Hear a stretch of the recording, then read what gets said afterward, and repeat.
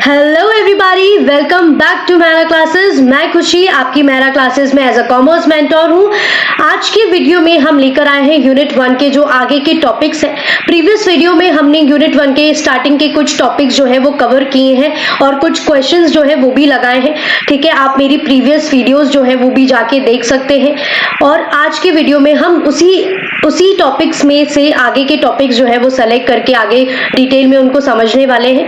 आगे इस वीडियो में बढ़ने के पहले मैं आपको बहुत इंपॉर्टेंट चीज बताना चाहती हूँ, जो कि है हमारे कोर्स के बारे में। मेरा क्लासेस आप सभी के लिए लेकर आई है लक्ष्य कॉमर्स सफलता की गारंटी कोर्स, जो कि अब चालू हो चुका है। आप इस कोर्स में एनरोल करवा सकते हैं। हमारे ऐप को डाउनलोड कीजिए और इस कोर्स को आप एनरोल करवाइए। इस कोर्स में हम आपको बहुत सारी चीजें जो है वो प्रोवाइड करवा रहे हैं। ठीक है, लक्ष्य कॉमर्स जो है वो आपको ऑफर करवा रहा है recorded lectures, live lectures, doubt sessions, short notes, 5000 MCQs की एक बड़ी सी प्रैक्टिस सीरीज है वो, और पीवाईक्यू उस क्वेश्चन को भी हम सॉल्व करने वाले हैं। तो जितने भी बच्चे हैं सभी जल्द से जल्द जाके एनरोल कर सकते हैं और हमारे साथ जुड़ सकते हैं। और इस कोर्स की जो फी है वो मात्र आपकी 2999 अभी ऑफर में है। बाकी 1 जनवरी के बाद जो आपकी फीस है वो रेगुलर फीस पे तब्दील हो जाएगी, जो कि है आपकी 4999। ठीक है, तो जल्द से जल्द हमारी लक्ष्य कॉमर्स फैमिली के साथ जुड़ने के लिए आप ऐप को डाउनलोड कर सकते हैं, जिसकी लिंक हम डिस्क्रिप्शन में दे रहे हैं, और हमारे यूट्यूब चैनल मेरा क्लासेस को फॉलो कर सकते हैं। तो अब स्टूडेंट्स हम आगे बढ़ते हैं इस वीडियो में।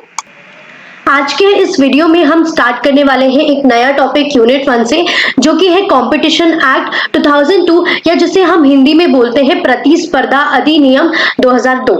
ठीक है, प्रतिस्पर्धा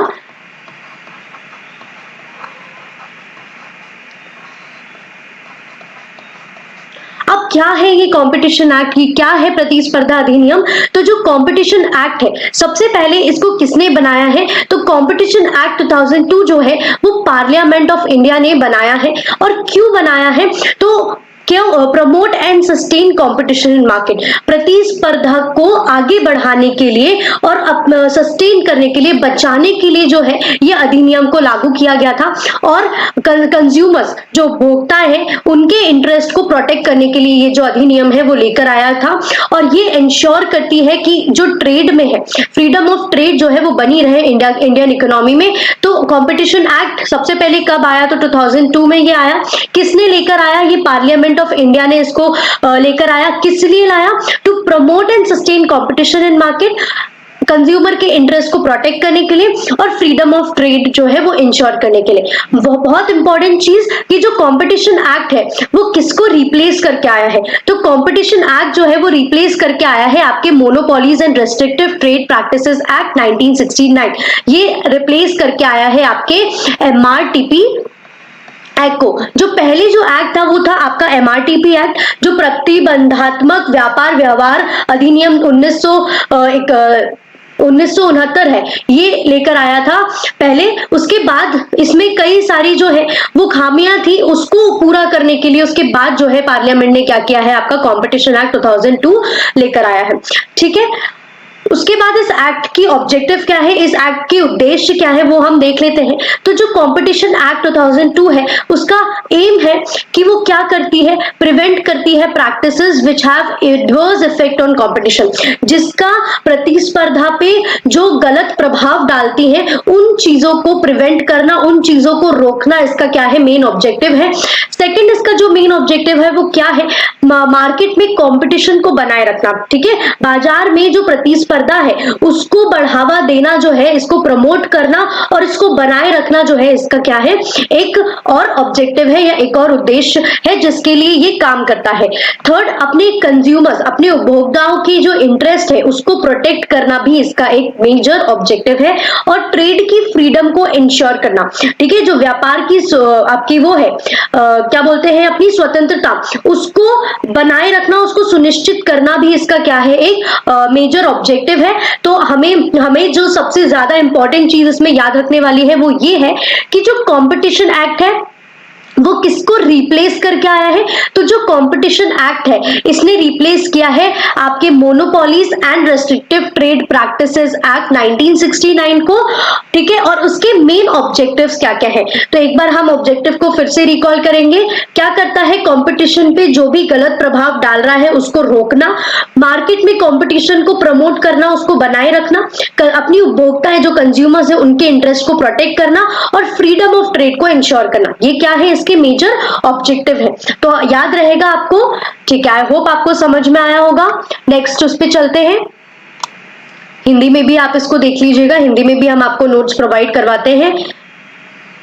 नेक्स्ट है की प्रोविजंस ऑफ द एक्ट, है ना। इसके पहला मुख्य प्रावधान जो है कंपटीशन एक्ट 2002 का, वो है आपका एंटी कॉम्पिटिटिव एग्रीमेंट्स, ठीक है, प्रतिस्पर्धा विरोधी समझौते, ठीक है। प्रतिस्पर्धा विरोधी क्या क्या समझौते हैं? सबसे पहले आप इसको याद रखने वाली जो चीज है वो ये है कि एंटी कॉम्पिटिटिव एग्रीमेंट्स जो है वो कौन से सेक्शन में आपके हैं, तो ये आपका आता है सेक्शन नंबर 3 में। ये बहुत इंपॉर्टेंट है क्योंकि कई एग्जाम्स में इसका सेक्शन जो है पूछा गया है। ये जितने भी की प्रोविजंस है जो आपके कॉम्पिटिशन एक्ट है इसके आपके 3 प्रोविजन है, ठीक है, 3 मुख्य प्रावधान है, वो तीनों के सेक्शन को लेके जो है वो आपके क्वेश्चंस जो है वो बनाए जाते हैं। तो इस चीज को हमेशा याद रखिएगा कि एंटी कॉम्पिटिटिव एग्रीमेंट जो है, प्रतिस्पर्धा विरोधी समझौते जो है, उसका आपकी जो धारा है, मतलब जो सेक्शन है वो कौन सी है, तो that is section 3 of competition act 2002, ठीक है। अब ये एंटी कॉम्पिटिटिव एग्रीमेंट बोलती क्या है? ये जो प्रोविजन है वो किस लिए काम करता है कि ऐसी चीजें जो प्रतिस्पर्धा पे, जो कंपटीशन पे जो अपना इफेक्ट डालती है, या ऐसी चीजें जो कंपटीशन को इफेक्ट करती हैं या इफेक्ट कर सकती हैं, उन सारी चीजों को रोकना या प्रोहिबिट करना इसका मेन ऑब्जेक्टिव है या मेन उद्देश्य है। अब अगर हम बात करें तो प्रोहिबिटेड एग्रीमेंट्स क्या क्या है कंपटीशन एक्ट में, तो 2 तरीके के एग्रीमेंट्स है, एक हॉरिजॉन्टल एग्रीमेंट है, एक वर्टिकल एग्रीमेंट है। हॉरिजॉन्टल एग्रीमेंट का मतलब होता है कॉम्पिटिटर्स के बीच की, ठीक है, जैसे एक कॉम्पिटिटर हो गया और दूसरा कॉम्पिटिटर हो गया, इन दोनों के बीच के एग्रीमेंट्स में क्या क्या चीजें प्रतिबंधित है, क्या क्या चीजें प्रोहिबिटेड है, उन सब चीजों को देखना, ठीक है। हॉरिजॉन्टल एग्रीमेंट्स में क्या आ जाता है? Price fixing. आप 2 लोग मिलके प्राइस फिक्स नहीं कर सकते प्रोडक्ट्स का, आप प्रोडक्शन और सप्लाई को लिमिट नहीं कर सकते जब तक कि सरकार से परमिशन ना हो, आप खुद नहीं कर सकते। आप मार्केट शेयर नहीं कर सकते, ठीक है, मतलब आप जो आपकी जो मार्केट है उसको विभाजित नहीं कर सकते, उसको डिवाइड नहीं कर सकते। आप बिड रीजिंग नहीं कर सकते, ठीक है। आपने जो बोला है आप अपनी बोली पे हेर फेर जो है वो नहीं कर सकते हैं। सेकेंड टाइप ऑफ एग्रीमेंट जो है वो होता है आपका वर्टिकल एग्रीमेंट। अब वर्टिकल एग्रीमेंट, अब हॉरिजॉन्टल एग्रीमेंट तो ऐसा हुआ, वर्टिकल एग्रीमेंट का मतलब होता है एंटिटीज का agreement different level of production unit पे, मतलब जो आपकी कंपनी है उसका अपनी ही यूनिट्स में, अलग अलग यूनिट्स में क्या होना, एग्रीमेंट होना। जैसे आप टाइन अरेंजमेंट है ना, जो टाइन व्यवस्थाएं होती है वो चीजें क्या कर सकते हैं, नहीं कर सकते, दीज आर प्रोहिबिटेड एग्रीमेंट्स, ठीक है, जो प्रतिबंधित है, ठीक है। हम क्या पढ़ रहे हैं अभी, जो प्रतिबंधित एग्रीमेंट्स है कॉम्पिटिशन एक्ट में, वो चीजें हम देख रहे हैं, ठीक है। उसके बाद है एक्सक्लूसिव सप्लाई एग्रीमेंट्स, जो आपकी जो सप्लाई एग्रीमेंट्स होती है ना, आपकी जो यूनिट्स है, आपकी जो प्रोडक्शन चेन है, उसमें आप सप्लाई एग्रीमेंट्स नहीं बना सकते, आप डिस्ट्रीब्यूशन एग्रीमेंट्स नहीं बना सकते, रीसेल प्राइस को मेंटेन करना, ठीक है, आप डील को रिफ्यूज नहीं कर सकते, जो आपके बीच में जो डील्स हुई है, जो सौदा हुआ है, उसको आप क्या नहीं कर सकते, इनकार नहीं कर सकते, मना नहीं कर सकते। तो ये रहा आपका पहला प्रावधान जो कि था आपका एंटी कॉम्पिटिटिव एग्रीमेंट, या जिसे हम हिंदी में प्रतिस्पर्धा विरोधी समझौते कहते हैं। इसमें मेन जो आपको याद रखने वाली चीज है वो है कि आपका ये सेक्शन किस सेक्शन में आता है कॉम्पिटिशन एक्ट के, तो ये आता है आपके सेक्शन नंबर 3 में ऑफ कॉम्पिटिशन एक्ट 2002। और ये क्या काम करता है, ये जितनी भी चीजें जो कॉम्पिटिशन पे मेजर इफेक्ट लाती है या ला सकती है, उन सारे एग्रीमेंट्स को क्या करता है, प्रतिबंधित करता है, रोकता है, प्रोहिबिट करता है, ठीक है। नेक्स्ट है आपका अब्यूज ऑफ डोमिनेंस। इसमें आपको याद रखने वाली चीज, सबसे पहले ये कौन सा सेक्शन है अब्यूज ऑफ डोमिनेंस, ये सेक्शन आता है आपका 4 में, ठीक है। कभी भी पूछ लिया जाए कि अब्यूज ऑफ डोमिनेंस कौन से सेक्शन में आता है कॉम्पिटिशन एक्ट 2002 के, तो आप हमेशा याद रखेंगे इट कम्स अंडर सेक्शन 4। ठीक है, अब अब्यूज ऑफ डोमिनेंस है क्या?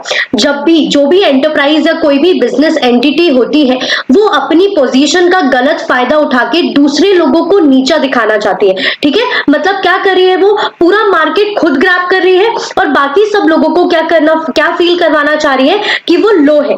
ठीक है, मतलब खुद एकदम डोमिनेंट पोजीशन पे है, अपर पोजीशन पे रहना चाहती है, बाकी सबको नीचे रखना चाहती है। तो इस चीज को रोकने के लिए भी जो है कॉम्पिटिशन एक्ट 2002 बनाया गया है।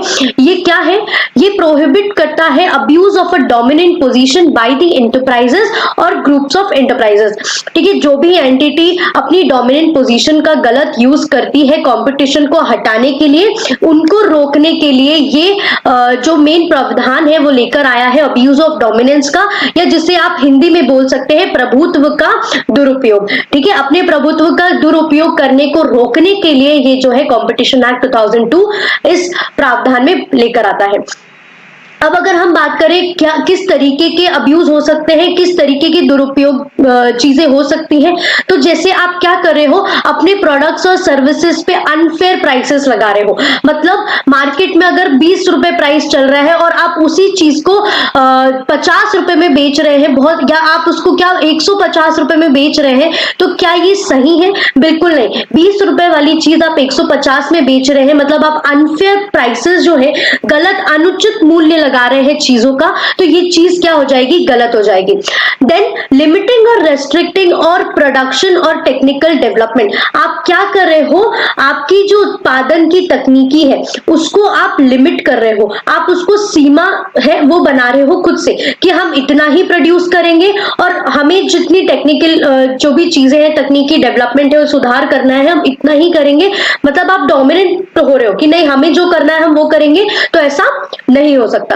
ठीक है, आई होप आपको समझ में आया होगा ये भी चीज। आप क्या कर रहे हो, अपने कॉम्पिटिटर्स को मार्केट एक्सेस के लिए डिनाई कर रहे हो, रोक रहे हो।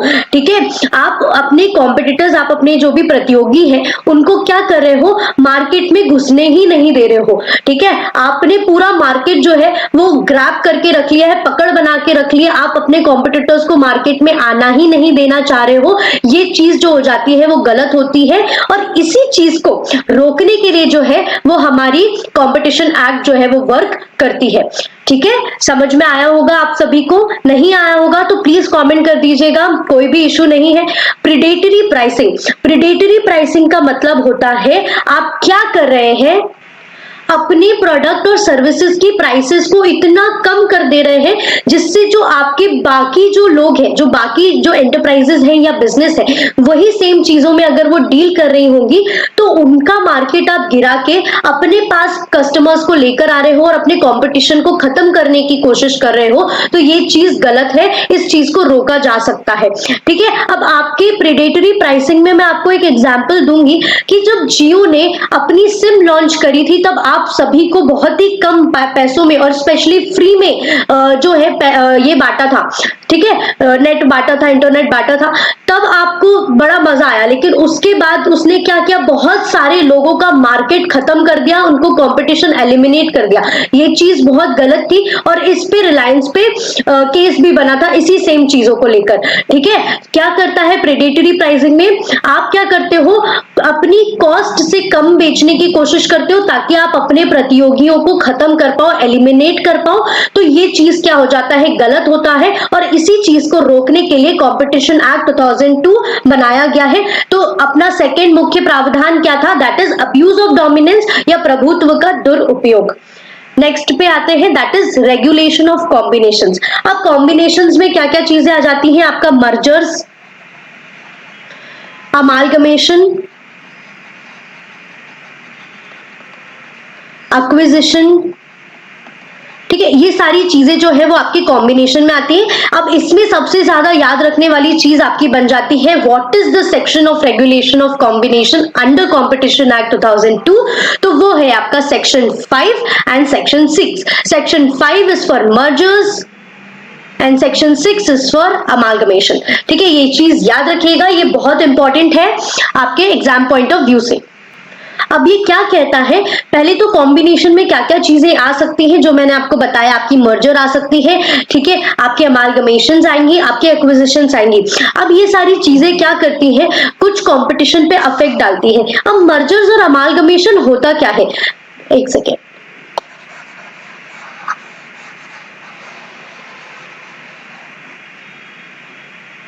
मर्जर्स और अमालगमेशन में क्या होता है, फॉर एग्जांपल हम मर्जर की बात करते हैं, दो कंपनीज क्या करती हैं, इसमें साथ में मिलके एक नई कंपनी बना लेती है, ठीक है, तो उसे हम क्या कहेंगे, मर्जर कहेंगे। मर्जर अमालगमेशन एक्विजिशन में कुछ ऐसा ही होता है, जो बहुत सारी कंपनीज होती हैं या दो या दो से ज्यादा कंपनी जो होती है वो एक साथ मिलके एक नई कंपनी फॉर्म करती है, और या तो एक्विजिशन होता है। एक्विजिशन मतलब एक प्रॉफिटेबल कंपनी या एक कोई बड़ी कंपनी छोटी छोटी कंपनीज को अपने अंदर शामिल कर लेती है और कोई नई कंपनी नहीं बनाती, खुद की ही कंपनी के अंदर उनको शामिल कर लेती है। तो ये चीजें क्या करती है, कॉम्पिटिशन पे इफेक्ट डालती है। मतलब जो आपने दूसरे लोग थे, एंटरप्राइजेस थी जो छोटे लेवल पे काम कर रही थी, उनको खत्म करने के लिए आपने उनको अपने अंदर ही शामिल कर लिया, तो ये चीजें गलत मानी जाती है और इनको खत्म करने के लिए ये वाला प्रावधान लाया गया है, रेगुलेशन ऑफ कॉम्बिनेशन, या हम बोलेंगे संयोजनों का विनियम, ठीक है। इसमें क्या होता है, ये जो ऐसे कॉम्बिनेशन जब भी होते हैं, कभी मर्जर हुआ, अमालगमेशन हुआ, एक्विजिशन हुआ, ऐसे जब भी चीजें होती हैं तो आपको नोटिफाई करना पड़ता है, किसको, कंपटीशन कमीशन ऑफ इंडिया को, सीसीआई को आपको नोटिफाई करना पड़ता है और उनकी अप्रूवल लेनी पड़ती है, तभी आप ये सारी चीजें जो है वो कर सकते हो, ठीक है। और अगर कॉम्बिनेशन मतलब मर्जर हुआ है, किसी भी कंपनी, दो कंपनी मिली है, ठीक है, दो से ज्यादा कंपनीज कोई मिलकर एक बड़ी कंपनी फॉर्म कर रही है, अगर उनका कंपटीशन पे बहुत भारी तरीके से प्रभाव पड़ रहा है, बहुत भारी तरीके से अफेक्ट कर रही है, तो ऐसी चीजों को हम अमान्य मानते हैं। ऐसे बिजनेस कॉम्बिनेशंस को हम क्या मान देंगे, अमान्य मानेंगे, उनको हम वॉइड प्रूफ कर देंगे, ठीक है, इट कैन बी वॉइड। तो रेगुलेशन ऑफ कॉम्बिनेशन, सबसे पहली चीज इसमें याद करने के लिए आपके पास है सेक्शन, दैट इज 5 and 6 में आता है। कॉम्बिनेशन में आपके इंक्लूड होते हैं मर्जर, एक्विजिशन और अमालगमेशन, जो कि आपका कंपटीशन पे इफेक्ट डाल सकते हैं। और अगर जो भी कॉम्बिनेशन कर रहा है, जो भी मर्जर कर रहा है, अमालगमेशन कर रहा है, एक्विजिशन कर रहा है, जो भी कंपनीज फॉर्म हो रही है नई, उनको competition commission of India, that is आपके भारतीय प्रतिस्पर्धा आयोग, दैट इज सीसीआई, उनकी अप्रूवल उनको लेनी पड़ती है। अगर कॉम्बिनेशन जो भी हुआ है, बिजनेस मिलकर नया बिजनेस बना है, वो अपने कॉम्पिटिशन पे गलत प्रभाव डाल रहे हैं, एडवर्स इफेक्ट डाल रहे हैं, वो चीज अमान्य हो जाएगी, उसको हम क्या कहने वाले हैं, वॉइड, ठीक है। आई होप आपको समझ में आया होगा। तो याद रखिए ये सारी चीजें जो भी मैंने आपको पढ़ाई है। इसके बाद हम नए टॉपिक की तरफ बढ़ते हैं। इसके पहले आप इसको एक बार हिंदी में देख लीजिए, उसके बाद हम पढ़ने वाले हैं यहाँ पे कंपटीशन कमीशन ऑफ इंडिया के बारे में पढ़ेंगे कि ये क्या होती है, इसके क्या काम होते हैं और ये कब फॉर्म की गई है और इसकी प्रक्रियाएं कैसी होती हैं। तो ये सारी चीजें हम देखने वाले हैं। पहले आप इसको एक बार देख लीजिए, आप चाहें तो स्क्रीनशॉट ले सकते हैं। Let's start with competition commission of India, मतलब आपकी भारतीय प्रतिस्पर्धा आयोग क्या है, किस तरीका स्टैब्लिश हुई है, कब फॉर्म में आई है, ये सारी चीजें हम इसमें देखते हैं। तो सबसे पहले जो कंपटीशन कमीशन ऑफ इंडिया है वो कब फॉर्म हुई है, तो वो आपकी स्टैब्लिश हुई 2003 में, लेकिन कब ऑपरेट करी, 2009 में, ठीक है। ये इफेक्ट में कब आई है, आपकी 2009 में आई है, बट ये स्टैब्लिश आपकी 2003 में ही हो गई थी, ठीक है। ये कंपटीशन एक्ट के तहत के कार्यों के अंदर ही काम करती है। ये क्या है, एक स्टैट्यूटरी बॉडी है जो कंपटीशन एक्ट के तहत और इसके अंदर ही काम करती है। अब कंपटीशन कमीशन ऑफ इंडिया क्यों फॉर्म करी गई, क्या इसके कार्य है, क्या फंक्शंस है, ये भी देखेंगे। इसमें सबसे पहला इसका जो काम है वो क्या करना है, जांच करना है, इंक्वायर एंड इन्वेस्टिगेट, ठीक है। इंक्वायरी एंड इन्वेस्टिगेशन जो है वो क्या है, इसका काम है, विच मीन्स जितनी भी चीजें हैं कंपटीशन कमीशन के अंदर, कंपटीशन एक्ट के अंदर, जैसे कि हमने अभी मुख्य प्रावधान पढ़े, राइट, एंटी कॉम्पिटिटिव प्रैक्टिसेस पढ़ा, अब्यूज ऑफ डोमिनेंस पढ़ा, कॉम्बिनेशंस वगैरह पढ़े। तो जितनी भी चीजें अभी हम पढ़ते आ रहे हैं, इन सभी चीजों को इंक्वायर करना, इनके बारे में जांच करना, ये सारे किसके काम होते हैं, कंपटीशन कमीशन ऑफ इंडिया के, ठीक है। यही आपका इसमें जांच करता है। उसके बाद ये एडवाइजरी रोल भी निभाता है, ठीक है, ये सलाहकार की भूमिका भी निभाता है। कैसे, किस तरीके से निभाएगा ये भी हम बताते हैं। जो कंपटीशन कमीशन ऑफ इंडिया है वो क्या करती है, जो सरकार है, जो गवर्नमेंट है, उनको एडवाइस करती है। गवर्नमेंट को क्या करती है, एडवाइस करती है उन पॉलिसीज पे जो कि कंपटीशन रिलेटेड है, ठीक है। उन नीतियों को वो सलाह देती है, जो भी गवर्नमेंट जो नीतियां बनाती है रिलेटेड टू आपका कंपटीशन, रिलेटेड टू जो आपकी प्रतियोगिता, जो भी चीजें हैं उनसे रिलेटेड जितनी भी गवर्नमेंट पॉलिसीज बनाती है उनको सीसीआई क्या करती है, सलाह देती है, एडवाइस करती है कि किस तरीके से वो उन पॉलिसीज को फॉर्म कर सकते हैं। ये काम जो है वो भी आपका competition commission of India perform करती है। उसके बाद एडवोकेसी का भी काम करती है, मतलब अवेयरनेस का काम करती है। क्या करती है, ये जन जागरूकता का भी काम करती है। क्या करती है, ये कंपटीशन लॉ के बारे में, जो भी आपकी प्रतिस्पर्धा का जो भी कानून है इनके बारे में स्टेक होल्डर्स को, ठीक है, जो हिताधिकार होते हैं ना, जैसे कि हम हो गए, कस्टमर्स हो गए, पब्लिक हो गई, सप्लायर्स हो गए, कोई इंटरमीडियरीज हो गई, ठीक है, इन सभी लोगों को क्या करती है, जागरूक करती है, अवेयरनेस करती है, ठीक है, अवेयरनेस वगैरह प्रोवाइड करती है। क्या करती है, कंपटीशन लॉ के बारे में सभी के बीच में अवेयरनेस फैलाती है, ठीक है, जागरूक करती है। किन्हीं लोगों को, स्टेक होल्डर्स को, जो भी हिताधिकार होते हैं, जिन्हीं लोगों को ये सारी चीजें जानने की राइट्स होते हैं, उन सभी लोगों को क्या करती है, अवेयर करती है अबाउट कंपटीशन लॉ, ठीक है। तो ये काम भी क्या है, आपका सीसीआई का है। ये एडवोकेसी काम, जन जागरूकता वाले काम भी कौन करती है, आपकी सीसीआई।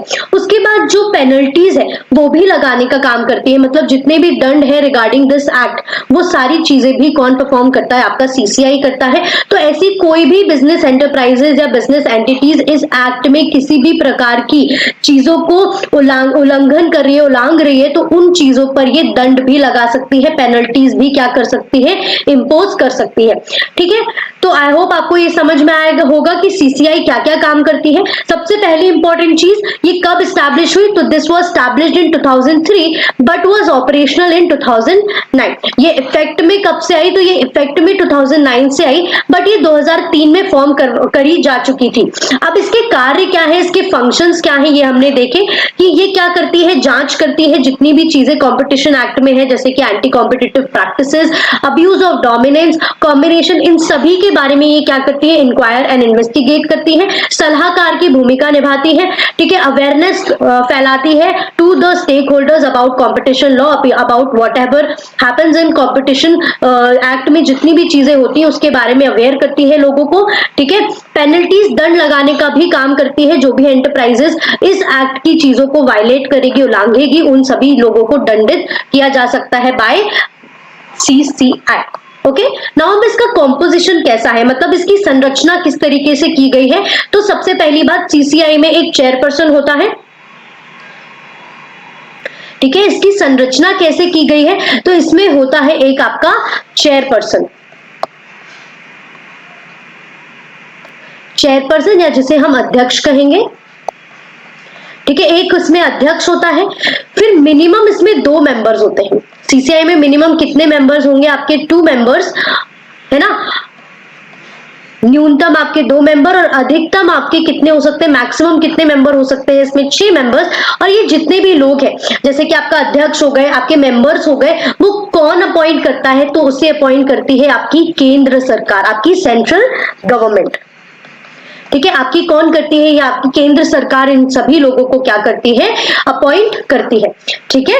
तो ये चीज आप याद रखेंगे। आई थिंक चेयरपर्सन होता है इसमें minimum 2 members, maximum of 6 members, which was appointed by central government. Central government क्या करती है, इन सभी को अपॉइंट करती है। आगे बढ़ते हैं, इसको एक बार हिंदी में भी देख लीजिए आप लोग, एक बार हिंदी में देख लीजिए आप लोग, फिर हम आगे बढ़ते हैं।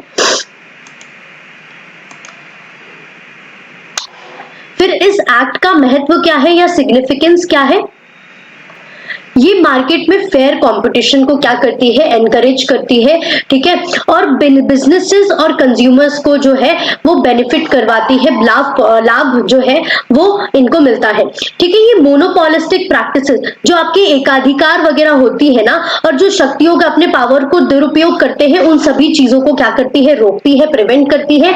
ये ग्लोबल बेस्ट प्रैक्टिसेस अलाइन करती है, और जो निवेशक है, जो हमारे इन्वेस्टर्स हैं, ठीक है, जो निवेशक होते हैं, उनके भी कॉन्फिडेंस को को क्या करती है, बढ़ाती है, बूस्ट करती है। ये इनोवेशन, जो भी नए विचार है उनको प्रमोट करती है और हमारी आर्थिक विकास को क्या करने की कोशिश करती है, बढ़ावा देने की कोशिश करती है। तो ये सारी चीजें जो है वो आपके एक्ट की सिग्निफिकेंस होगी, मतलब ये एक्ट का महत्व क्या है, ये सारी चीजें हैं। ठीक है, फेयर कंपटीशन एनकरेज करती है, बिजनेस और कंज्यूमर को इससे फायदा होता है। ये मोनोपोलिस्टिक जो प्रैक्टिसेस है, जो अपना एकाधिकार है उसको रोकने की कोशिश करती है।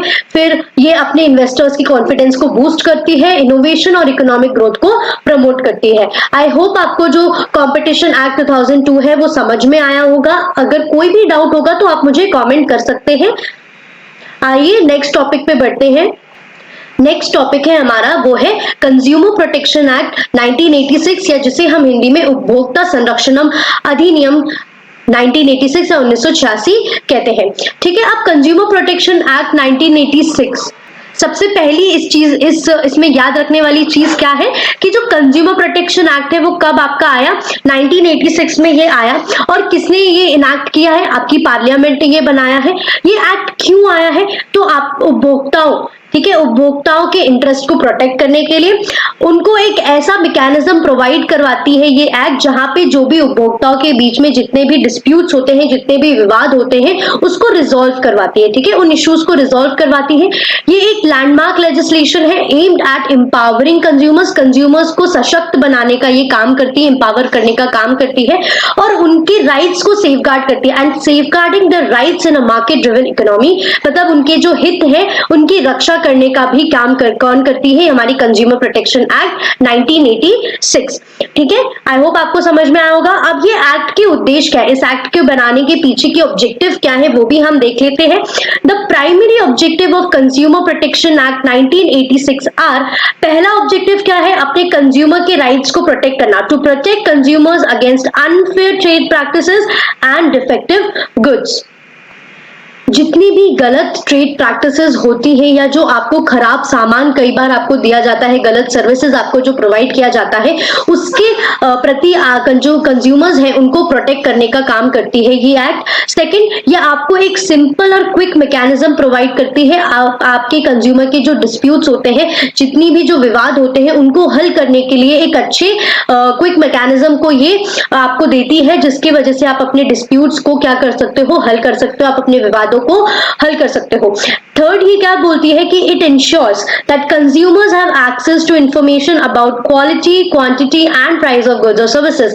ये इंश्योर करती है कि जितने भी जो कंज्यूमर्स हैं उनके पास सही इंफॉर्मेशन जाए, जो भी क्वालिटी है उसके बारे में, जितनी क्वांटिटी ऑफ गुड्स है उसके बारे में, गुड्स और सर्विसेज की जो भी प्राइस है उसके बारे में आपकी क्या हो, आपको सही इंफॉर्मेशन जो है वो प्रोवाइड की जाए। ये भी आपकी कंज्यूमर प्रोटेक्शन एक्ट जो है वो ध्यान में रखती है। उसके बाद ये क्या करती है, कंज्यूमर्स की राइट्स को सेफगार्ड करती है, मतलब अपनी जो कंज्यूमर की जितनी भी हित है उनको क्या करती है, ये रक्षा करने का जो है वो काम करती है। तो आई होप आपको ये ऑब्जेक्टिव भी समझ में आया होगा। इसके बाद हम चलते हैं आगे, इसको आप एक बार हिंदी में भी रिव्यू कर लीजिए, ये आप देख सकते हैं। यहाँ आपको ये सारी चीजें सेम चीज हिंदी में भी मिल जाएगी, या आप एक बार विजिट कर लीजिए, एक बार या तो स्क्रीनशॉट लेके रख लीजिए। आगे बढ़ते हैं। इसके बाद आते हैं जो उपभोक्ताओं के अधिकार हैं, जो कंज्यूमर राइट्स है इस एक्ट के अंदर, उसके बारे में। जो कंज्यूमर के मेजर जो है इस एक्ट में 6 बेसिक राइट्स जो है वो दिए गए हैं। कितने राइट्स दिए गए हुए हैं, आपके 6 बेसिक राइट्स जो है वो दिए गए हैं, जिसमें से आपका पहला राइट है right to safety, which means आपका सुरक्षा का अधिकार। जो भी आप गुड्स एंड सर्विसेज लेते हैं, ठीक है, कोई दुकान पे गए, आपने कोई भी गुड्स या सर्विसेज लिया, तो आपके जो भी खतरनाक गुड्स होते हैं ना, अब जैसे कि कोई माइक्रोवेव ओवन हो गया है ना, कई बार उसमें से बर्स्ट होने के चांस रहते हैं, कुकर हो गया, ये भी बस, तो इन सभी चीजों के अगेंस्ट आपको जो है प्रोटेक्शन जो है प्रोवाइड किया जाता है, सुरक्षा जो है वो दी जाती है इस एक्ट के अंदर से। तो जो भी हैजार्डस गुड्स एंड सर्विसेज है वो दुकानदार अगर आपको दे रहा है तो वो पहले से ही आपको जो है वो बता सकता है कि इस वाले प्रोडक्ट से ऐसी चीज हो सकती है, इन सारी चीजों से ऐसी चीज हो सकती है ना। अब जैसे कि आप टोबैको यूज करें या अल्कोहल यूज कर रहे हैं तो उसमें लिखा होता है alcohol is not good for consumption, ठीक है, या tobacco is not good for consumption. ये चीजें जो होती हैं वो लिखी होती हैं। तो आपकी पहला जो अधिकार है वो क्या है, आपकी सुरक्षा का। आपको जो भी प्रोडक्ट्स एंड सर्विसेज दिए जाएंगे अगर वो खतरनाक है, आपकी लाइफ को बिगाड़ सकते हैं, तो ये सारे प्रोडक्ट्स के अगेंस्ट आपको क्या दिया जाएगा, सेफ्टी, आपको आपकी सुरक्षा का अधिकार जो है वो दिया जाएगा, जिसमें जो भी गुड्स एंड सर्विसेज गलत तरीके के होते हैं, खतरनाक होते हैं, उन पे आपको अधिकार है कि आप जान सको कि वो क्या नुकसान जो है वो आपको पहुंचा सकते हैं। तो आप कभी भी दुकान में कोई भी गुड्स एंड सर्विसेज लेने जाए तो आपका ये राइट है कि वो जो भी आप ले रहे हैं उनकी जो भी होने वाली पीछे जो जितनी भी गलत चीजें हैं, हैजार्डस चीजें हैं, उनके बारे में आप क्या कर सकते हैं, जान सकते हैं। नेक्स्ट आपका राइट है राइट टू बी इन्फॉर्म्ड, या आप जो भी जानकारियां हैं किसी भी प्रोडक्ट्स एंड सर्विसेज के बारे में उसको जानने का आपका अधिकार है, और सही इंफॉर्मेशन जानने का अधिकार है। अगर कोई भी दुकानदार आपको प्रोडक्ट्स और सर्विसेज के बारे में गलत जानकारी दे रहा है तो आप उसके अगेंस्ट जो है वो कंप्लेंट फाइल कर सकते हैं, और इसको फाइल करने के लिए आपके पास बहुत सारी जो है कंज्यूमर रिड्रेसल फोरम्स वगैरह है, उसको हम आगे पढ़ेंगे। अभी हम पहले राइट्स की तरफ फोकस करते हैं कि जो आपको इंफॉर्मेशन है, करेक्ट इंफॉर्मेशन देने का आपके पास करेक्ट इंफॉर्मेशन आने का या आपके पास राइट है कि आप एक्यूरेट इंफॉर्मेशन को एक्सेस कर सकते हो जो भी प्रोडक्ट्स और सर्विसेज है उनके बारे में, ठीक है। नेक्स्ट आपका जो राइट है वो है राइट टू चूज।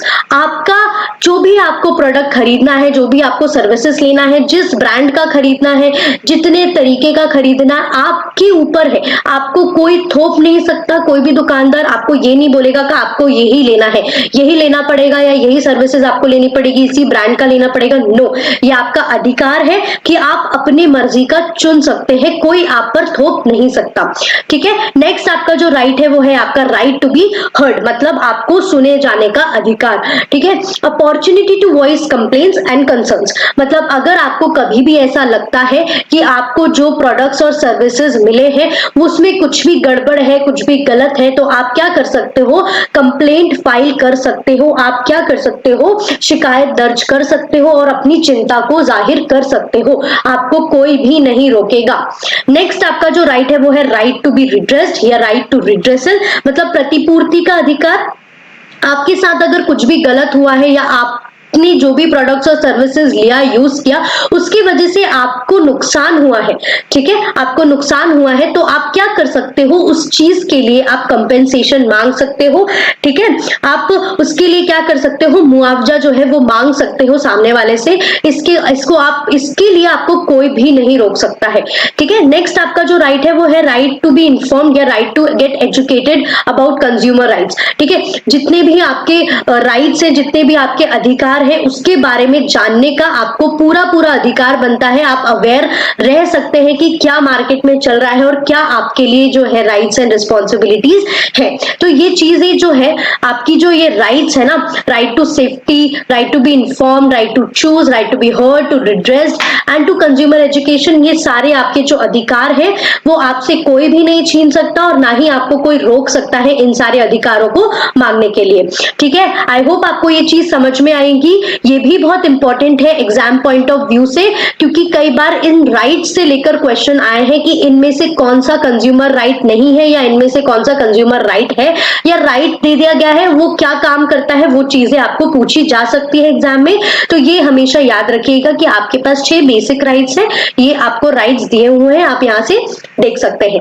आगे बढ़ते हैं, हिंदी में एक बार आप गो थ्रू कर लीजिए, उसके बाद हम आगे बढ़ते हैं, है ना। हमारे पास 6 अधिकार हैं, सुरक्षा का अधिकार, जानकारी का अधिकार, चुनने का अधिकार, सुने जाने का अधिकार, प्रतिपूर्ति का अधिकार और उपभोक्ता शिक्षा का अधिकार। आगे बढ़ते हैं, कुछ की डेफिनेशंस जो है वो दी गई है हमें इस एक्ट में, उसको हम देख लेते हैं एक बार। जिसमें से पहली आपकी जो डेफिनेशन है, जो आपकी परिभाषा है, वो है आपकी कंज्यूमर की, मतलब उपभोक्ता। कोई भी बंदा, है ना, उपभोक्ता होता क्या है पहले हम देखते हैं। कोई भी पर्सन जो क्या करता है, गुड्स को खरीदता है या सर्विसेज हायर करता है अपने पर्सनल यूज के लिए, ठीक है। ये चीज याद रखिएगा, कंज्यूमर वो इंसान होता है जो गुड्स और सर्विसेज को खरीदता है, हायर करता है जो वो खुद के लिए करता है, ना कि रीसेल करने के लिए या आगे कमर्शियल पर्पस के लिए।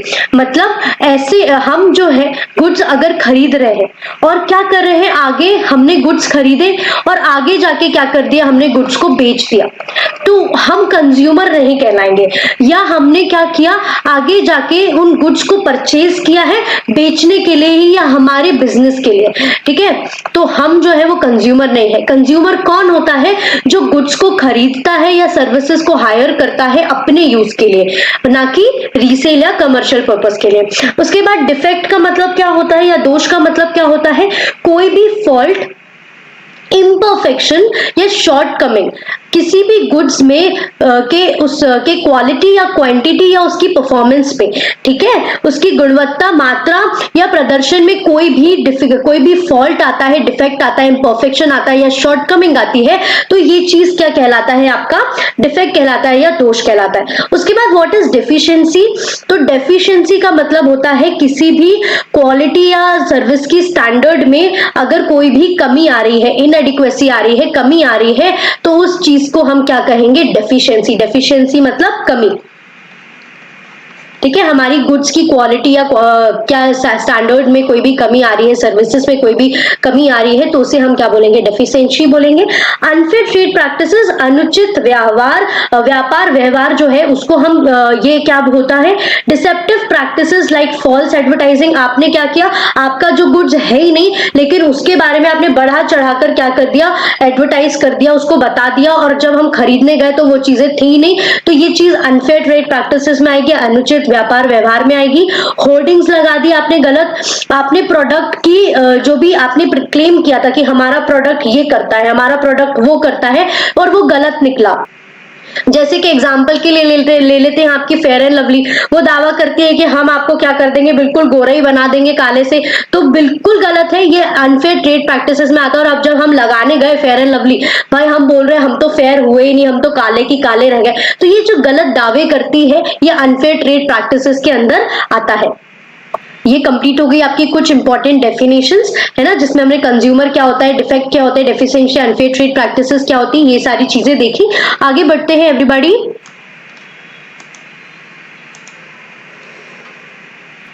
इसके बाद हमारा नया टॉपिक है कंज्यूमर डिस्प्यूट्स रिड्रेसल मैकेनिज्म, या जिसे हम बोलेंगे उपभोक्ता विवाद निवारण तंत्र। ठीक है, ये एक्ट ने 3 स्तर पे, ठीक है, 3 टियर स्ट्रक्चर जो है वो फॉर्म किया है कंज्यूमर की शिकायतों या कंज्यूमर की प्रॉब्लम्स को सॉल्व करने के लिए, है ना। The act establishes a 3 tier structure for addressing consumer grievances. ठीक है, ये 3 स्तर पे है, 3 लेवल पे है। एक आपका डिस्ट्रिक्ट लेवल है, ठीक है, आपके जिले स्तर पे है, फिर आपका स्टेट लेवल आ जाता है जो आपका राज्य स्तर हो गया, और एक आ जाता है आपका नेशनल जो आपका राष्ट्रीय स्तर पे हो जाता है। ठीक है, 3 टियर मैकेनिज्म जो है, 3 टियर स्ट्रक्चर जो है वो आपके कंज्यूमर प्रोटेक्शन एक्ट में बनाया गया है। पहले स्तर का पढ़ते हैं, पहली है आपकी डिस्ट्रिक्ट फोरम। ठीक है, डिस्ट्रिक्ट फोरम में आप कब कंप्लेंट्स फाइल कर सकते हो, सबसे पहली बात तो जब आपकी गुड्स की जो वैल्यू है वो आपकी वैल्यू होनी चाहिए 25 लाख। आई थिंक यहाँ पे थोड़ा सा गलत है, इस चीज को आप सुधार लीजिए। 25 लाख आएगा यहाँ पे, फिर 25 लाख आएगा रुपीस, यहाँ पे भी फिर 25 लाख आएगा, पर 1 करोड़। ठीक है, ठीक है, डिस्ट्रिक्ट फोरम में हम कब कंप्लेंट्स फाइल कर सकते हैं, जब हमारी कंप्लेंट जो हो वो गुड्स एंड सर्विसेज, जितनी भी गुड्स एंड सर्विसेज के बारे में हम कंप्लेंट कर रहे हैं उनका जो प्राइस हो वो एटलीस्ट 25 लाख तक का हो। 25 लाख तक के अगर आपकी गुड्स एंड सर्विसेज की प्राइस है जिसके बारे में आप कंप्लेंट फाइल कर रहे हो, तो आप डिस्ट्रिक्ट फोरम में फाइल करेंगे। ठीक है, आप जिला फोरम में क्या करेंगे, फाइल करेंगे। अब जो हमारा जो डिस्ट्रिक्ट फोरम है वो किस तरीके से कंपोज हुआ है या इसकी संरचना कैसे हुई है, संरचना कैसे हुई है कि जो इसका मेन प्रेसिडेंट होगा, जो इसका अध्यक्ष होगा वो कौन होगा, रिटायर्ड डिस्ट्रिक्ट जज। ठीक है, जो डिस्ट्रिक्ट जज रह चुका है या डिस्ट्रिक्ट जज है वो डिस्ट्रिक्ट फोरम में प्रेसिडेंट होगा, और अदर 2 मेंबर्स, इसके क्या हो जाएंगे, प्रेसिडेंट हो जाएंगे। अब यहाँ पे क्या करेगा, ये कंप्लेंट्स वगैरह सुनेगा, ऑर्डर्स इशू करेगा और कंपेंसेशन जो है वो भी यहाँ पे प्रोवाइड करने की कोशिश करेगा। याद रखेंगे कि डिस्ट्रिक्ट फोरम उन कंप्लेंट्स को फाइल करता है जिसकी जो अमाउंट है वो अराउंड कितनी होगी, 25 लाख। अब एक और चीज ये हम बाद में देखेंगे, पहले हम स्टेट कमीशन देखते हैं। अब स्टेट कमीशन क्या है, राज्य आयोग कैसे फॉर्म करता है।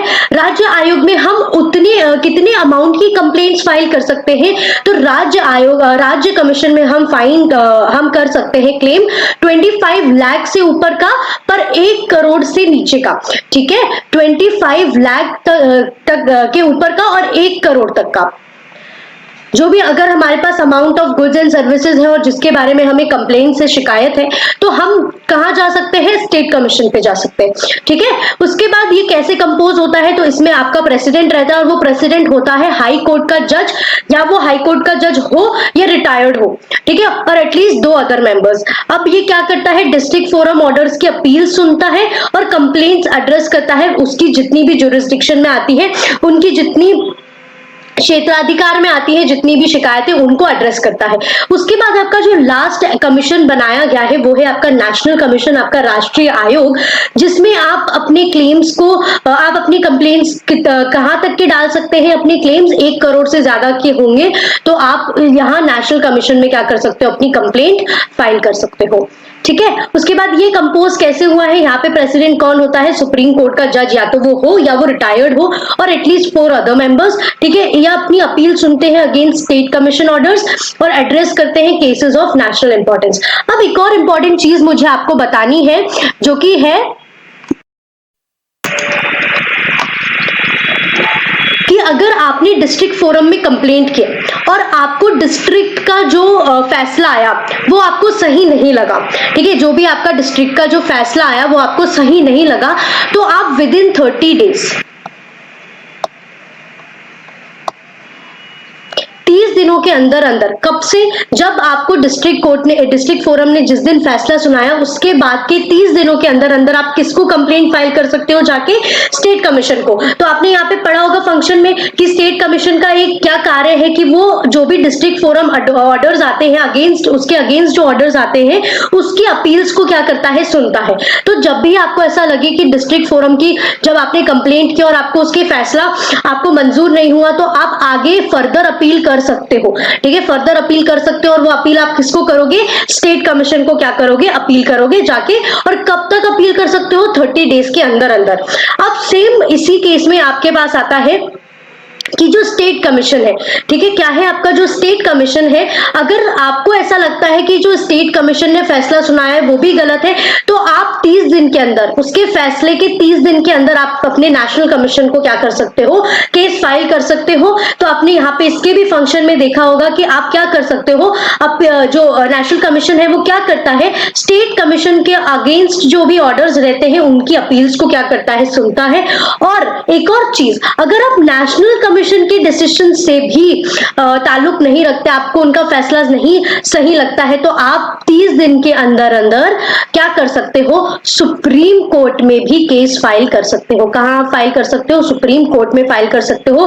तो सुप्रीम कोर्ट जो भी नेशनल कमीशन के अगेंस्ट ऑर्डर्स होंगे वो उनकी अपील जो करेगा वो सुनेगा। तो आई होप आपको कंज्यूमर डिस्प्यूट रिड्रेसल मैकेनिज्म जो है वो आपको समझ में आया होगा, अच्छे से समझ में आया होगा। कोई भी डाउट होगा कमेंट कीजिएगा, I will comment back to you. आगे बढ़ने से पहले एक बार इसको हिंदी में और रिव्यू कर लीजिए। देन हमारा टॉपिक है selling features of the act. इस अधिनियम की क्या क्या मुख्य विशेषता है तो वो भी हम देख लेते हैं। सबसे पहला है आपका कंज्यूमर फ्रेंडली मैकेनिज्म।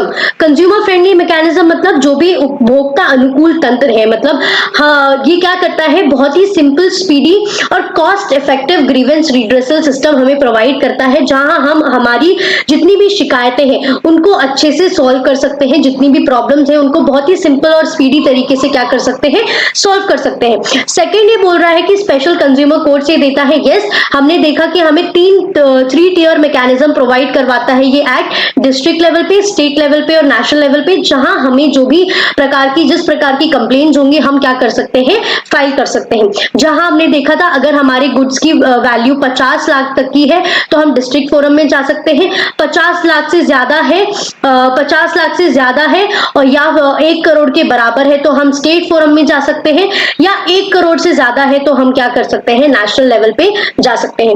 उसके बाद हम पेनल्टीज ले सकते हैं, विच मीन्स दंड हम क्या कर सकते हैं, दे सकते हैं। कंपेंसेशन फॉर डिफेक्टिव गुड्स, अगर आपके गुड्स खराब होंगे तो आप क्या कर सकते हो, मुआवजा जो है वो ले सकते हो।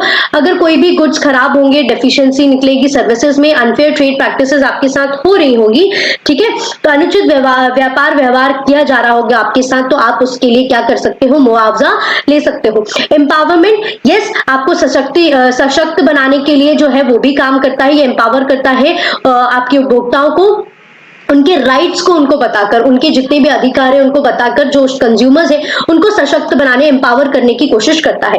देन हमारे पास क्या है, बहुत सारी काउंसिल्स बनाई गई हैं, कंज्यूमर प्रोटेक्शन काउंसिल्स है, ये आपकी एडवाइजरी बॉडीज है जो कि स्टैब्लिश की गई है डिस्ट्रिक्ट, स्टेट और नेशनल लेवल पर। क्यों? तो ये आपकी कंज्यूमर की राइट्स को अवेयर करता है, उसको प्रमोट करता है, ठीक है। आगे बढ़ते हैं, ये आपके अधिनियम की मुख्य विशेषताएं हिंदी में। उसके बाद हमारा है इस एक्ट का महत्व क्या है, इस एक्ट का सिग्निफिकेंस क्या है। तो ये जो एक्ट है सबसे पहले तो कंज्यूमर को एम्पावर करता है, सशक्त बनाता है, और उसके प्रति कोई भी ऐसा काम हो रहा होगा, ठीक है, कोई भी शोषण चीजें हो रही होंगी तो उसके खिलाफ लड़ने के लिए क्या करता है, ये तैयार करता है कंज्यूमर्स को। इथिकल बिजनेस प्रैक्टिसेस को प्रमोट करता है, मतलब जो भी नैतिक व्यवसायिक वो है आपकी प्रथाओं को बढ़ावा देता है, ठीक है, ये प्रमोट करता है आपकी इथिकल बिजनेस प्रैक्टिसेस को। ये एक ऐसा फ्रेमवर्क बनाता है, जो एक ऐसा ढांचा तैयार करता है जो हमारी जो जितनी भी समस्याएं हैं उसको सॉल्व करने के लिए, उसको रिड्रेस करने के लिए। ये एनकरेज करता है accountability among manufacturers and service provider, ठीक है, इसको जवाबदार बनाता है, ठीक है, एनकरेज करता है अकाउंटेबिलिटी के लिए। ये है आपकी एक्ट की महत्व, ठीक है, इस अधिनियम का महत्व हमने यहाँ पे देख लिया है। ये एक्ट यहाँ पे खत्म होता है। आई होप आपको ये कंज्यूमर प्रोटेक्शन एक्ट 1986 समझ में आया होगा। इसको हमने बहुत ही अच्छी तरीके से पढ़ा है और इसमें हमने आपको समराइज नोट्स बनाकर आपको इसको समझाने की कोशिश करी है। नेक्स्ट उस पे बढ़ते हैं, जो कि हमारा next topic environment protection policy, ठीक है, पर्यावरण संरक्षण नीतियां, ठीक है। अब ये क्या काम करती है, ये इस जो एनवायरमेंटल प्रोटेक्शन पॉलिसी है is a crucial aspect of business environment as it dictates how businesses interact with and impact the natural environment. ये बताती है कि किस तरीके से जो हमारी बिजनेस है, जो हमारा व्यापार है, वो हमारे नेचुरल एनवायरमेंट को, हमारे पर्यावरण को किस तरीके से खराब करती है, इम्पैक्ट करती है, करती है, ये इस बारे में बताता है। ये पॉलिसी का एम क्या है, तो this policy aims to ensure sustainable development by balancing economic growth with environmental conservation. यह क्या करने की कोशिश करती है, सतत विकास की तरफ ध्यान देने की कोशिश करती है और जो हमारी आर्थिक विकास है उसको बैलेंस करती है विद आपके पर्यावरण को कंजर्व करने के साथ साथ। अब इसके क्या की एस्पेक्ट्स हैं, तो पहला ये बोलता है कि कंप्लायंस विद रेगुलेशन। क्या बोलता है कि बिजनेस को जो भी लॉज और रेगुलेशंस है, जो भी लॉज रूल्स गाइडलाइंस वगैरह बनी गई है उनको ये फॉलो करें, उनके ऊपर जितने भी रूल्स हैं उनको फॉलो करके काम करें। जैसे कि जितने हमारे पॉल्यूशन कंट्रोल लॉज हो गए उसको ध्यान में रखकर अपने बिजनेस को चलाएं, जो वेस्ट मैनेजमेंट रेगुलेशंस हो गए वो, और जो एमिशन स्टैंडर्ड्स है ना कि कितनी चीजें हमें एमिट करनी है, किस तरीके से करना है, जैसे कार्बन एमिशंस वगैरह बहुत बढ़ती हैं इंडस्ट्री से, उस चीजों को कंट्रोल करने के लिए कहती है ये पॉलिसी, ठीक है। तो क्या बोल रही है, compliance with regulation, businesses must adhere to local, national and international environmental laws and guidelines. Examples include pollution control laws, waste management regulations and emission standards, ठीक है। नेक्स्ट पे आते हैं सस्टेनेबिलिटी प्रैक्टिसेस, विच मीन सतत विकास, है ना।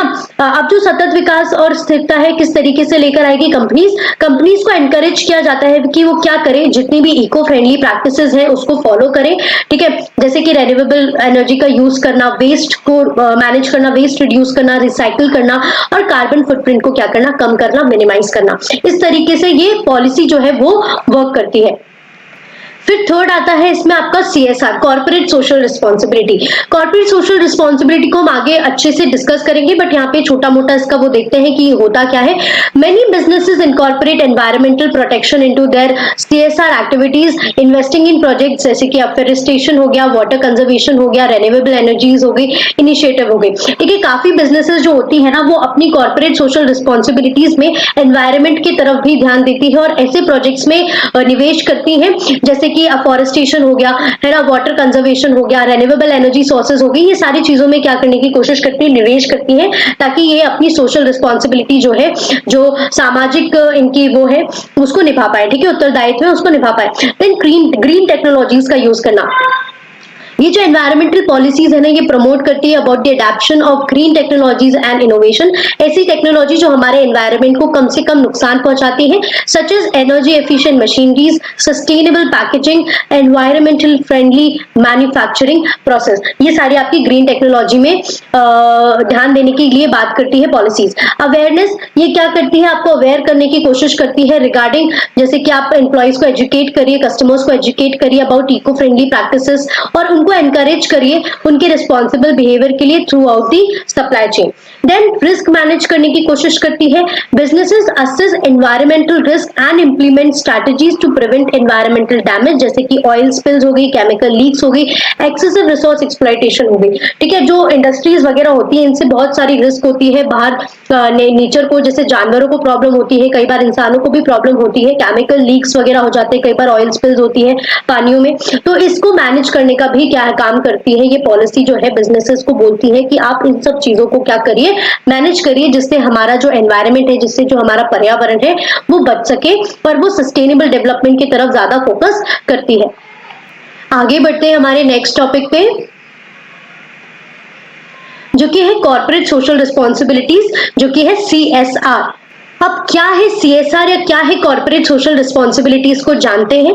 पहली बात तो कॉर्पोरेट सोशल रिस्पॉन्सिबिलिटी को हम बोलते हैं कॉर्पोरेट सामाजिक उत्तरदायित्व हिंदी में। अब ये होता क्या है, तो it refers to ethical obligation of businesses to contribute positively to society and the environment while conducting their operations.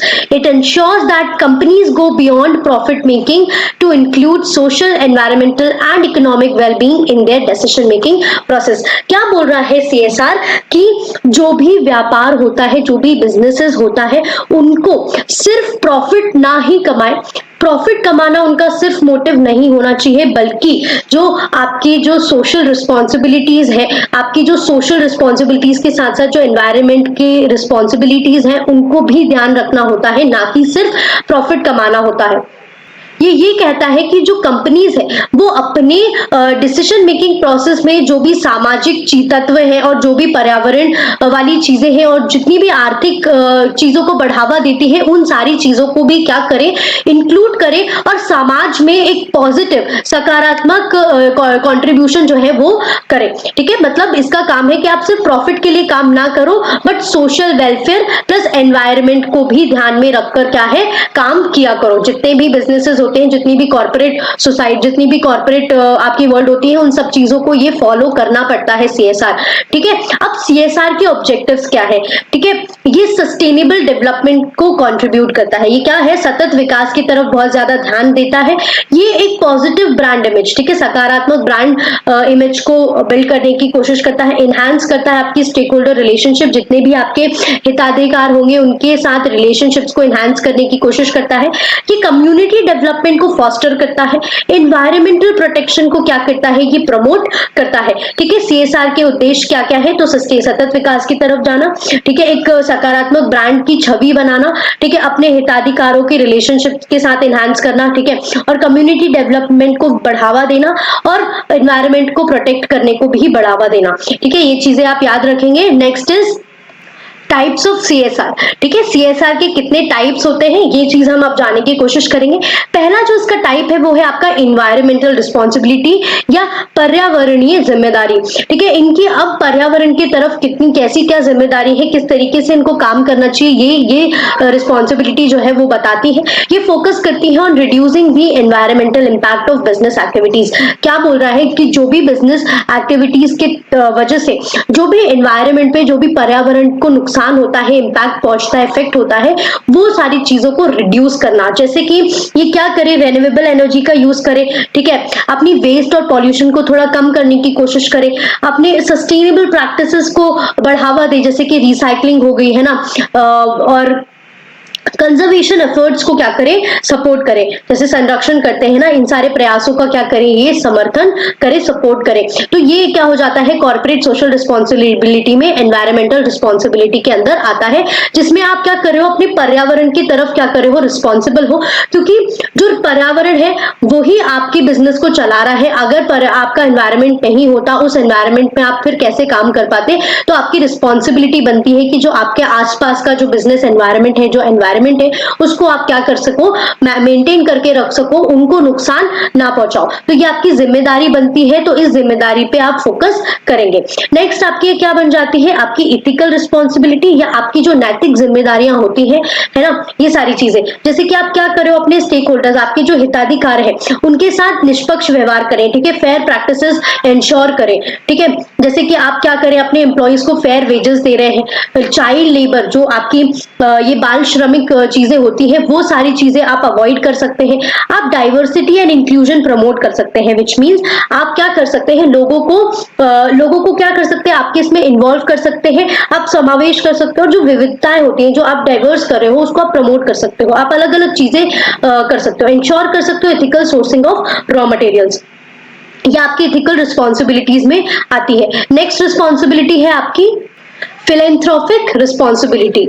इसमें क्या होता है, आप अपने रिसोर्सेज वगैरह को, जो आप पैसा कमा रहे हो, उसमें से थोड़ा बहुत आप सोसाइटी की वेलबींग के लिए भी क्या करते हो, डोनेट करते हो या देते हो, चैरिटी वगैरह परफॉर्म करते हो। जैसे कि इसमें एग्जांपल हम ले सकते हैं कि जैसे कई कंपनीज जो होती है, वो क्या करती है, चैरिटी वगैरह में पैसा डोनेट करती है, अपने कुछ हिस्सा अपनी प्रॉफिट का एनजीओज वगैरह में देती है, कुछ एजुकेशनल प्रोग्राम को स्पॉन्सर करती है, हेल्थ केयर फैसिलिटीज में अपनी क्या करती है, इन्वेस्ट करती है, निवेश करती है, ये डिजास्टर रिलीफ एफर्ट जैसी चीजों को सपोर्ट करती हैं। तो ये सारी चीजें आपकी फिलेंथ्रोपिक या परोपकारी आपकी जिम्मेदारी में क्या आ जाती हैं, ये सारी चीजें आ जाती हैं। जैसे आप अपने प्रॉफिट का कुछ हिस्सा क्या कर रहे हैं, चैरिटी में दे रहे हैं, एजुकेशन प्रोग्राम में दे रहे हैं, हेल्थ केयर में दे रहे हैं, डिजास्टर रिलीफ वगैरह में दे रहे हैं। तो ये सारी चीजें आपकी फिलेंथ्रोपिक रिस्पॉन्सिबिलिटी में आती है, जिसमें ये बोलते हैं कि जो भी बिजनेसेस हैं वो प्रॉफिट मेकिंग की तरफ तो ध्यान दे लेकिन सोसाइटी वेलबींग की तरफ भी क्या करें, ध्यान दे। उसके बाद नेक्स्ट रिस्पॉन्सिबिलिटी है आपकी इकोनॉमिक, दैट इज आर्थिक रिस्पॉन्सिबिलिटी या आर्थिक जिम्मेदारी जिसे हम कहेंगे। इसका एम होता है फाइनेंशियल परफॉर्मेंस अचीव करना while contributing to societal development. आप क्या करें, सोसाइटी को आप डेवलप तो करें, साथ ही साथ अपनी फाइनेंशियल परफॉर्मेंस भी अचीव कर सकते हैं। जैसे कि आप लोकल इकोनॉमीज में क्या करो, अपना निवेश कर दो, इन्वेस्ट कर दो, ठीक है, इंश्योर करो कि आप प्रॉफिटेबल हो विद सोशल अकाउंटेबिलिटी। मतलब आप क्या कर रहे हो, आपकी सामाजिक आपकी जवाबदारी के साथ साथ आप मुनाफा तो ले रहे हो, है ना, आप प्रॉफिट कमा रहे हो, बट आप सोशली उतना ही अकाउंटेबल हो, ज्यादा आप अनफेयर प्रॉफिट नहीं कमा रहे हो, आप एम्प्लॉयमेंट अपॉर्चुनिटीज वगैरह क्रिएट कर रहे हो, ठीक है, जो भी आप रोजगार है वो पैदा कर रहे हो। अगर आप ऐसा बिजनेस कर रहे हो और किसी को रोजगार दे रहे हो, तो ये भी एक तरीके की क्या हो जाएगी, आर्थिक रिस्पॉन्सिबिलिटी, क्योंकि आपके बिजनेस से एक दूसरे इंसान को क्या हो रहा है, फायदा हो रहा है, वो भी उस बिजनेस से क्या कर सकता है, कमा सकता है। आप छोटे छोटे जो व्यापार होते हैं, जो छोटे छोटे व्यवसाय होते हैं, उनको क्या कर सकते हो, सपोर्ट कर सकते हो। तो ये सारी चीजें आपकी किसमें रिस्पॉन्सिबिलिटी, किस जिम्मेदारियों में आ जाती है, आर्थिक जिम्मेदारियों में आती है। उसके बाद आती है आपकी कानूनी जिम्मेदारी, that is legal responsibility. Legal responsibility आपकी क्या बनती है कि जितने भी बिजनेस रिगार्डिंग लॉज और रेगुलेशन है, जितने भी लॉज और रेगुलेशन है, आप उनको फॉलो करें, उनको आप ना मिस करें, है ना, उनको आप कंप्लाई करें, आप उनको सभी कानूनों का जो है पालन करना चाहिए। जैसे कि आप कोई भी लेबर लॉज है उनको फॉलो करिए, कंज्यूमर की राइट्स को इंश्योर करिए, एनवायरमेंटल रेगुलेशंस को एडहर करिए। तो ये सारी चीजें जो है वो आपकी आ जाती है कॉर्पोरेट सोशल रिस्पॉन्सिबिलिटी में। तो ये कुछ 5 तरीके की कॉर्पोरेट सोशल रिस्पॉन्सिबिलिटी जो है वो आपकी होती है। आई होप आपको ये भी जो चीजें हैं वो समझ में आई होगी। आगे बढ़ते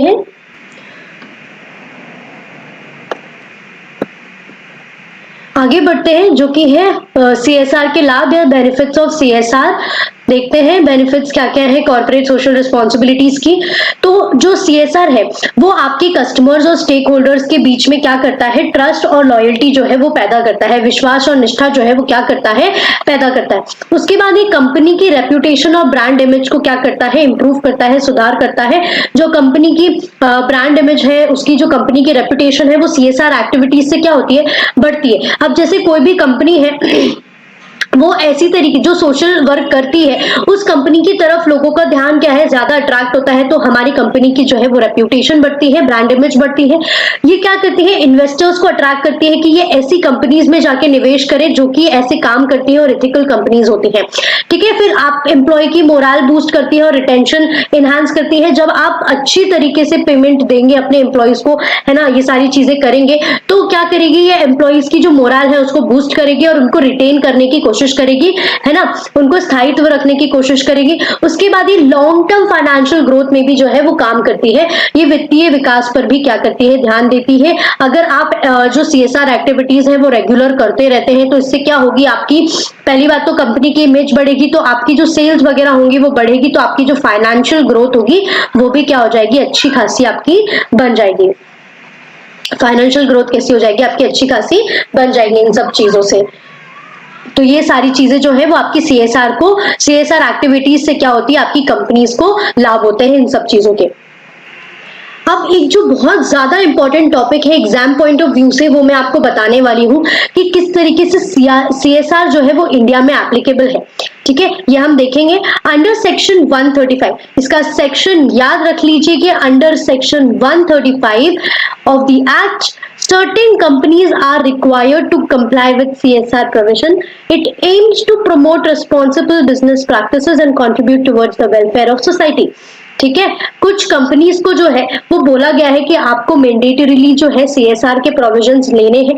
अब वो किन किन लोगों को है, तो as per section 135 of companies act 2013 हर एक कंपनी मीटिंग सर्टेन क्राइटेरिया, हर एक कंपनी जो कुछ सर्टेन क्राइटेरिया जो अभी नीचे दिया हुआ है उसको जब हम पढ़ेंगे वो क्राइटेरिया के अंदर आती है तो उसको क्या करना पड़ता है, एक सीएसआर कमिटी फॉर्म करनी पड़ती है। क्या करनी पड़ती है, एक corporate social responsibility committee form करनी पड़ती है जो इन सारी चीजों को अंडरटेक करेगी और अंडरटेक करना पड़ता है सीएसआर एक्टिविटीज को। क्या बोल रहा है सेक्शन 135 कि हर एक वो कंपनी जो ये क्राइटेरिया जो नीचे दिया गया है उस क्राइटेरिया के अंतर्गत आती है, उसके अंदर आती है, तो ऐसी कंपनीज को सीएसआर कमिटी जो है वो फॉर्म करनी पड़ती है और कॉर्पोरेट सोशल रिस्पॉन्सिबिलिटी की जो एक्टिविटीज हैं जितनी हम पढ़ के आए थे उन सारी चीजों को उनको अंडरटेक करना पड़ता है। अब क्या क्राइटेरिया है वो हम देखते हैं, व्हाट इज द क्राइटेरिया जिसके अंदर सीएसआर आपको एप्लीकेबल है और सीएसआर कमिटी आपको बनानी पड़ेगी।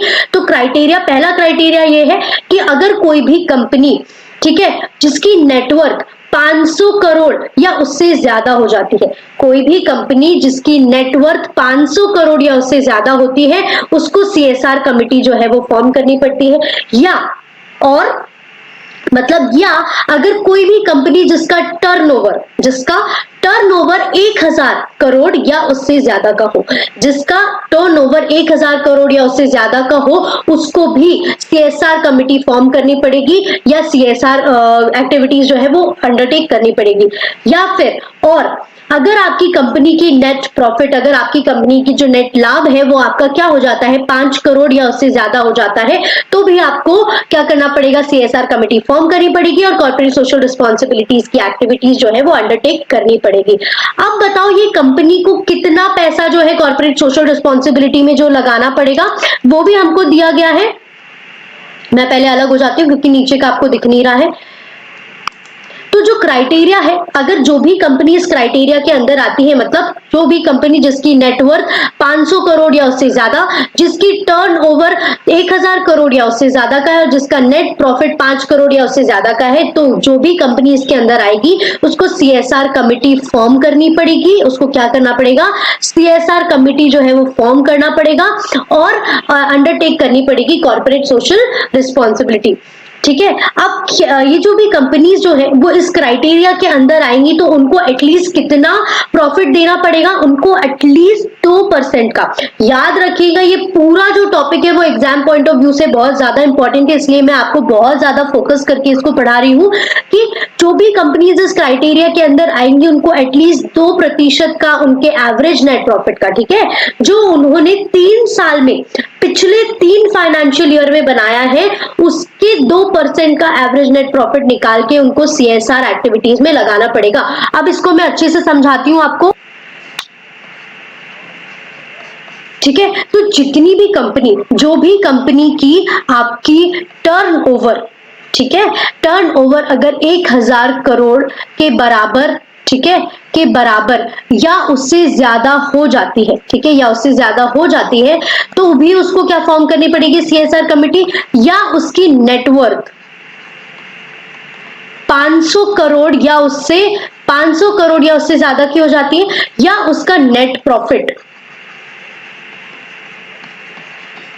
5 करोड़ या उससे ज्यादा का हो जाता है, तो इन तीनों क्राइटेरिया में आने वाली कंपनीज को, या अलग अलग क्राइटेरिया है ना, यहाँ पे और लगा है, मतलब इन तीनों में से अगर कोई भी क्राइटेरिया कंपनी आती है तो उसको क्या फॉर्म करनी पड़ेगी, अपनी कंपनी में CSR कमेटी जो है वो फॉर्म करनी पड़ेगी, और अपनी CSR एक्टिविटीज में कुछ ना कुछ पैसा मैंडेटरीली क्या करना पड़ेगा, निवेश करना पड़ेगा। अब कितना पैसा वो करने वाली है, तो 1 2 3 4, मतलब इस साल हमको CSR एक्टिविटीज में पैसा लगाना है तो हमको क्या करना होगा, जो हमारे प्रीसीडिंग, जो हमारे पिछले बीते हुए 3 फाइनेंशियल ईयर है उसके नेट प्रॉफिट का एवरेज, मतलब इन तीनों का जो भी नेट प्रॉफिट होगा, जैसे इन तीनों का फर्स्ट सेकेंड थर्ड ईयर के नेट प्रॉफिट का टोटल डिवाइडेड बाय 3, जो भी आपका एवरेज नेट प्रॉफिट आएगा इन 3 पिछले बीते हुए सालों का, उसका 2%, कितना,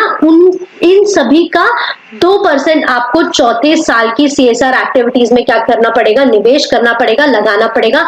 आई होप आपको ये सारी चीजें जो है समझ में आई होगी कि CSR एक्टिविटीज और CSR कमेटी कब फॉर्म करती है कंपनीज इंडिया में, और ये बहुत ज्यादा इंपॉर्टेंट टॉपिक है। और ये किस सेक्शन में आता है कंपनीज एक्ट के, तो ये आता है आपके सेक्शन नंबर 135। ये सारी चीजें आप याद रखिएगा, बहुत बहुत इंपॉर्टेंट है एग्जाम पॉइंट ऑफ व्यू से।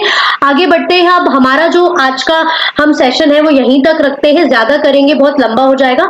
थोड़े से जो प्रैक्टिस क्वेश्चंस हैं, जितना भी हमने आज पढ़ा है उसको लेकर कुछ प्रैक्टिस क्वेश्चंस लगा लेते हैं, जिसमें पहला क्वेश्चन है हमारा, what is the primary objective of competition act 2002। Options आपको दिए हैं, a to promote monopoly, to prevent anti competitive practices, to encourage unfair trade practices, या टू रेगुलेट फॉरेन ट्रेड। क्या मोनोपोली प्रमोट करने के लिए बोलता है, क्या एकाधिकार प्रमोट करने के लिए बोलता है क्या कॉम्पिटिशन एक्ट? No, never.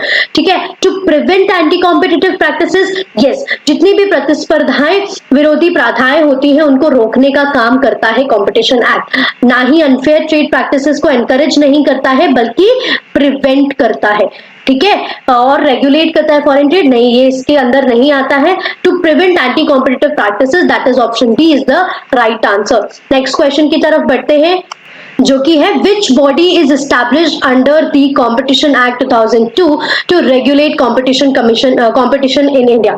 ठीक है, कौन सी ऐसी बॉडी है जो कि कॉम्पिटिशन एक्ट के अंदर एस्टैब्लिश की गई थी, हम सब ने पढ़ के आए हैं, that is competition commission of India. तो इसका आंसर क्या हो जाएगा हमारा? सी।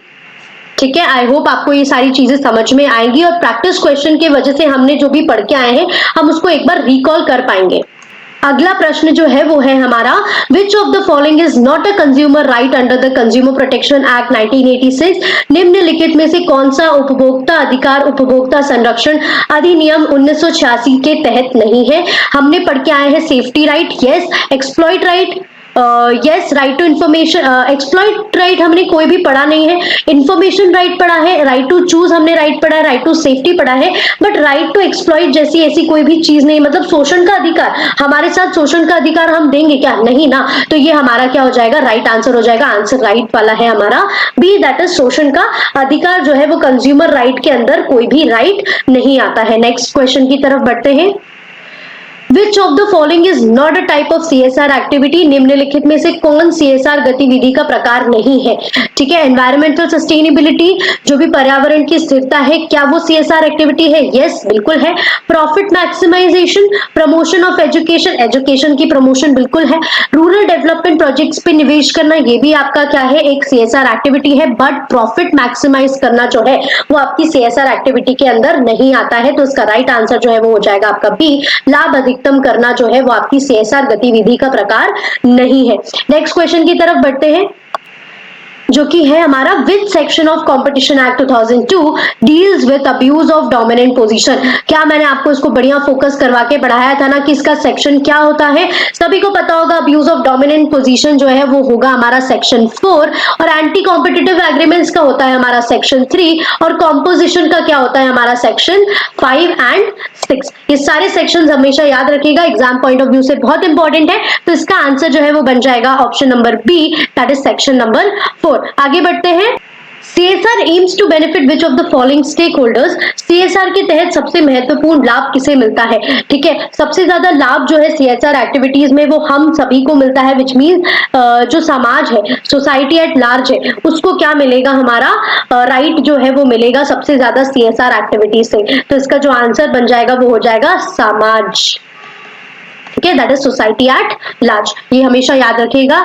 ठीक है, आज हम अपने टॉपिक्स को यहीं पे खत्म करते हैं। आई होप आप सभी को समझ में आया होगा, और कुछ भी ऐसा लगे कि आपको डाउट है या आपको लगे कि मुझे और किसी टॉपिक पे अच्छे से डिटेल आपको पढ़ाना चाहिए, तो आप मुझे कमेंट करके बता सकते हैं। और जैसा कि मैंने आप सभी को इस वीडियो के पहले बताया था कि मेरा क्लासेस ने कॉमर्स के लिए एक बढ़िया सा कोर्स लॉन्च किया है जिसका नाम लक्ष्य कॉमर्स है।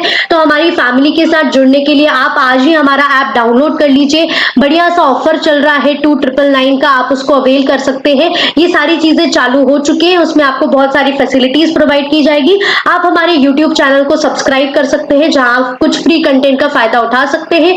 आप हमें फेसबुक, इंस्टाग्राम, यूट्यूब और व्हाट्सएप और ट्विटर पे फॉलो कर सकते हैं, जहां हमारा नाम मेरा क्लासेस है। फर्दर इन्फॉर्मेशन के लिए आप हमारे कॉन्टेक्ट नंबर पे कॉल कर सकते हैं। तो जल्दी करिए, देर मत करिए, मैं आपको बार बार बोल रही हूँ, हमारा कोर्स जो है वो चालू हो चुका है, लक्ष्य कॉमर्स। तो जल्द से जल्द हमारी फैमिली को ज्वाइन करिए, और इस वीडियो को लाइक करिए, शेयर करिए, सब्सक्राइब करिए। बिल्कुल, आज के लिए इतना काफी था। आई होप आप सभी को ये वीडियो अच्छा लगे। ठीक है, hope you like this video, share and subscribe. Bye everybody, have a good day.